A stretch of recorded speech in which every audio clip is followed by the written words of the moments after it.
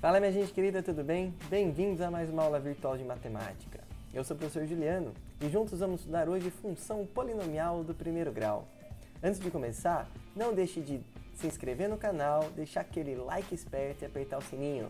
Vamos junto, meu povo, para mais uma aula.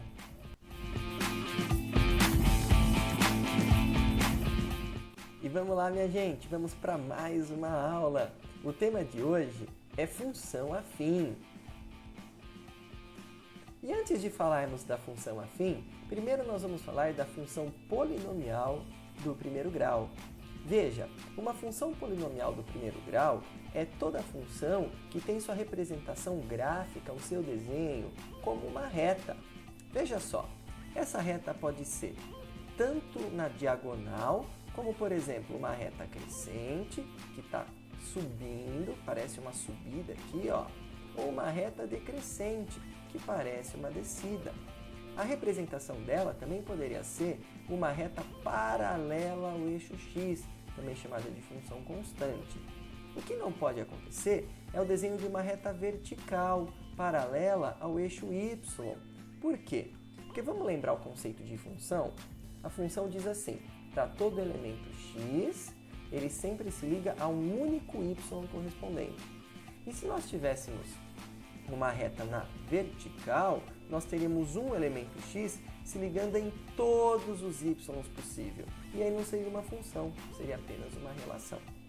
Nós podemos definir função polinomial do primeiro grau como uma fórmula, uma lei de formação do tipo y igual a ax mais b, onde o x é chamado de variável independente, o y é chamado de variável dependente, o b é chamado de coeficiente linear, ou seja, ele representa o ponto de corte com o eixo y, e o a ele é chamado de coeficiente angular.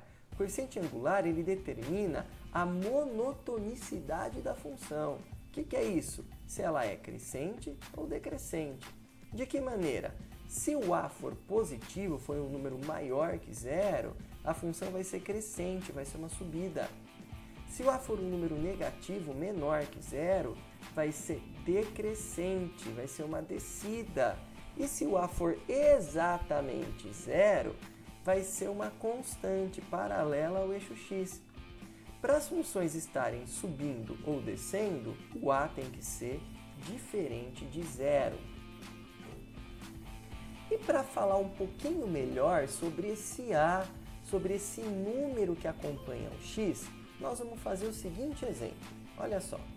A tabela a seguir mostra a massa de certa quantidade de ferro fundido e o respectivo volume que ocupa. Então veja só, num volume de 2 centímetros cúbicos é possível colocar 15 gramas de ferro fundido.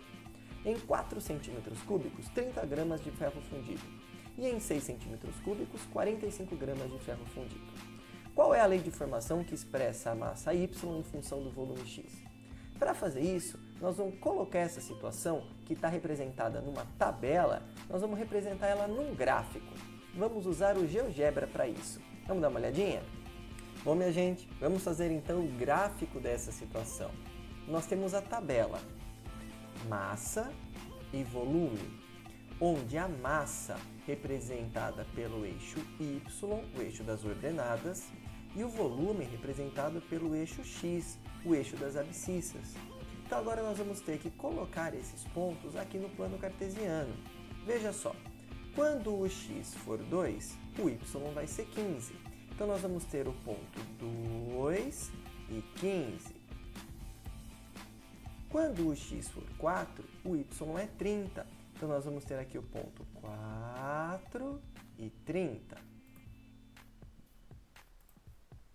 Quando o x for 6, o y é 45. Então nós vamos ter aqui, ó, no 6, a gente sobe ele lá até o 45. Percebam que esses pontos estão alinhados. Então, ligando esses pontos, nós vamos ter uma reta de equação y igual a 7,5x. E perceba que essa reta, ela passa pela origem, ela passa pelo 0, 0. Tá aí, gente. Depois de observar o gráfico anterior, veja só o que nós temos. nós temos esse gráfico aqui que a gente acabou de fazer lá no GeoGebra, onde para 2 centímetros cúbicos cabem 15 de massa, 4 centímetros cúbicos cabem 30 gramas de massa e 6 centímetros cúbicos cabem 45 gramas de massa. Veja só que aqui nós temos 4 pontos, olha lá, 1, 2, 3, 4 pontos dos infinitos dessa reta. Nós vamos escolher 2 desses pontos. Então, olha só, vamos pegar do ponto 2 e 15 até o ponto 6 e 45. E vejam que é possível fazer um triângulo. E esse triângulo é um triângulo retângulo, onde um dos catetos eu vou chamar de ΔX. O que é ΔX? É a variação, o quanto se deslocou, o quanto andou no eixo X. E aqui o outro cateto, o cateto vertical, vou chamar de ΔY. Delta, variação. A variação, o quanto se deslocou, o Y. E aí, gente, nesse triângulo retângulo, vejam que nós temos um cateto e outro cateto. E nós temos aqui, ó, um ângulo. Esse ângulo é um ângulo correspondente ao ângulo da reta com o eixo X. E veja que usando esses dois catetos e esse ângulo, eu poderia calcular a tangente desse ângulo. Então, olha só.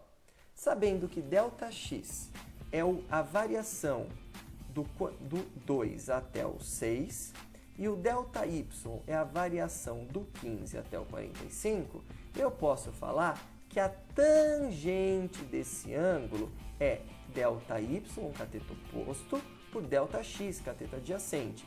E eu vou chamar essa tangente de um valor numérico. Por exemplo, ele vai valer A. Fazendo o cálculo, nós temos que A é o ΔY, 45 menos 15, sobre ΔX, 6 menos 2. 45 menos 15 é 30. 6 menos 2 é 4. E 30 dividido por 4 é 7,5. 7,5 o que, minha gente?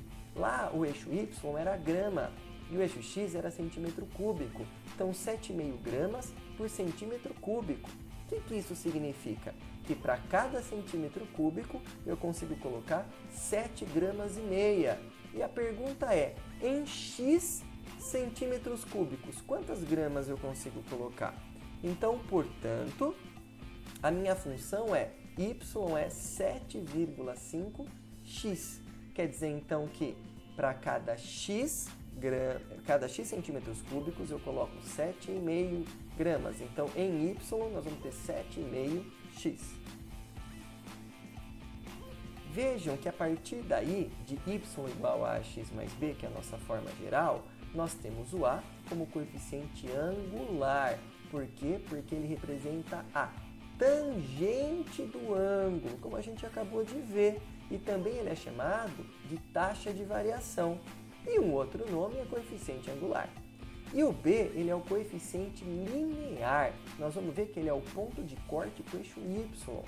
As variáveis x e y podem assumir qualquer valor real, onde o x ele é a variável independente e o y ele é dependente, porque dependendo do valor do x, eu acho um y correspondente.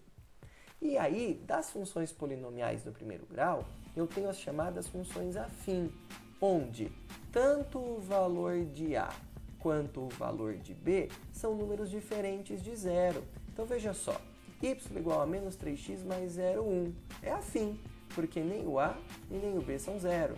Y, meio de x menos 7, é afim, porque nem o a e nem o b são zero. Y igual a menos 1 menos 2 terços de x também é afim, porque nem o a menos 2 terços e nem o b menos 1 são zero. Agora, eu poderia ter uma chamada função linear, onde o coeficiente linear, o b, é zero. Então, veja, y igual a x sobre 8. Veja que o zero, o b não aparece porque ele é zero, então é uma função linear. A função que a gente acabou de fazer o gráfico, y igual a 7,5x, também é linear, porque o coeficiente linear b é zero. Dentro das funções lineares, tem uma função muito importante chamada função identidade, onde y é igual a x. Veja, a palavra identidade vem de idêntico, porque está escrito que o valor de y é idêntico, é igual ao valor de x. E nós temos também as chamadas funções constantes, onde ao invés do b ser o zero, agora é o a que é o zero. Lembra que o a, que é a taxa de variação, que é a tangente do ângulo, que é o coeficiente angular, ele determina a inclinação da reta? Se ele é positivo, a reta está crescendo, e se ele é negativo, a reta está decrescendo? Pois bem, agora, como ele é zero, ela nem cresce nem decresce, ela fica constante, paralela ao eixo x. Então, olha só, em y igual a 8, no ponto 8 para y, ela é paralela. Em y igual a 0,1, no ponto 0,1y, ela é paralela a x. E em y igual a menos 2/3, lá embaixo no menos 2/3 no y, ela é uma reta paralela ao eixo x. Vamos a alguma situação. Certo rolo de tecido tem largura constante de 1,5 m. Desse rolo, uma costureira pode cortar pedaços retangulares com 1,5 m de base e altura variável x, como mostra a figura. Caso essa costureira queira costurar uma fita na borda de cada peça retangular, ela deverá conhecer o perímetro y. Qual a fórmula desse perímetro? Ora, minha gente, todos nós sabemos que perímetro, em polígonos, é equivalente a somar todos os lados. Então, olha só, nós temos aqui o perímetro y sendo 1,5 de comprimento, mais x de altura, mais 1,5 de comprimento, mais x de altura. Então, o y vai ser 2x mais 3. Essa é a fórmula dessa situação. E nessa fórmula, a gente pode ver o seguinte, olha só. O 2, ele é a minha variável, ele é meu coeficiente angular, ele é positivo. Então, o gráfico disso é uma reta crescente. O 3, ele é o meu coeficiente linear, ele é o corte em y. Então, vai ter uma reta crescente, onde em cima do y vai ser cortado no ponto 3. Olha só, minha gente, para fazer o gráfico disso, a gente vai fazer o uso de uma tabela. Então, vamos atribuir valores para x. Veja que eu posso atribuir o valor que eu quiser para o x. Vamos fazer o cálculo. Para x igual a 1, nós vamos fazer 2 vezes 1 mais 3, que dá 5. Para x igual a 1,5, nós vamos fazer 2 vezes 1,5 mais 3, que dá 6. Para x igual a 2, nós vamos fazer 2 vezes 2 mais 3, que dá 7. Para x igual a 2,5, nós vamos fazer 2 vezes 2,5 mais 3, que dá 8. Então, agora eu tenho pares ordenados. 1 e 5, 1,5 e 6, 2 e 7, 2,5 e 8. A gente sabe que aqui é uma reta, desses 4 pares bastaria eu achar 2, mas vamos fazer com os 4. Agora, o que a gente tem que fazer? O 1 nós levamos até o 5 e marcamos um ponto. O 1,5 levamos até o 6, marcamos um ponto. O 2 levamos até o 7, marcamos um ponto. O 2,5 levamos até o 8, marcamos um ponto. E agora nós vamos ligar esses pontos. Olha lá, nós temos a reta y igual a 2x mais 3. E aqui nós podemos fazer várias considerações. Primeira delas, o a é o 2. Veja que ele é um número positivo, por isso que a reta está crescendo, subindo. O 3, ele é chamado de coeficiente linear, é a intersecção com o eixo y. Veja que exatamente no ponto 3, em cima do y, a reta é cortada. Essa é uma função afim, porque ela é do tipo ax mais b, onde nem o a e nem o b são zero. Veja que o ponto de corte em y é o ponto 0 e b, no caso 0 e 3. Já o ponto de corte em x, ele é chamado de zero da função e tem uma formulinha para a gente achar ele, que é menos b sobre a. Veja que o b é 3, fazendo menos b é menos 3, sobre o a, sobre 2. Menos 3 sobre 2 é menos 1,5. Olha só, em cima do x menos 1,5, nós estamos cortando o gráfico em relação a x. E veja que a reta é crescente, porque o a é 2, é um número positivo. Olha uma outra situação. José adora frutas, especialmente maçã. Ao terminar seu estoque, foi ao supermercado comprar frutas. No mercado, ele observou que o quilograma da maçã era R$ 3,60. Se chamarmos y o total a ser pago em reais pelas maçãs e x a respectiva quantidade em quilogramas que José comprou, qual a fórmula que fornece y em função de x? Então, olha só, a gente sabe que o custo vai ser o total de quilogramas que eu comprar vezes o preço de cada quilo, e o preço lá é R$ 3,60. Então, o custo y vai ser x quilos vezes 3,60 cada quilo. Então, a função é y igual a 3,60x. Veja que essa é uma função linear, porque o coeficiente linear b é zero. E a gente consegue aqui fazer algumas ponderações. Olha só, a relação entre o custo total da compra x a R$ 3,60 o quilo, aplicando, nós temos y igual a 3,6x. E aí nós podemos montar uma tabela. Para montar o gráfico, veja que é uma função afim do tipo linear. Aliás, uma função do polinomial do primeiro grau do tipo linear. Portanto, sabemos que é uma reta, então basta acharmos dois pontos. Por exemplo, o ponto 0 para x e 0 para y, e 1 para x e 3,6 para y. Agora basta, no ponto 0 eu marcar o 0, no ponto 1 eu levar até o 3,6 e traçar a reta. Veja que dois pontos distintos de um mesmo plano determinam uma única reta que passa por ele. Veja que a função é linear, porque o b é zero, somente o a é diferente de zero. O ponto de corte em y é o próprio coeficiente linear, e se o b é zero, ele vai cortar no zero. O ponto de corte em x é menos b sobre a, que é menos 0 sobre 3,6, que também é zero. Então vejam, o ponto 0, 0 representa tanto o corte em y quanto o corte em x, que é o zero da função. É uma reta crescente porque o a é positivo. Agora, algumas características importantes da função linear. A gente diz que a função linear é a única de todas as funções que apresentam proporcionalidade. Então, quando você estiver fazendo uma questão de função linear, fica a dica, é possível usar a regra de 3. E também ela é a única função cujo desenho é uma reta que passa pela origem.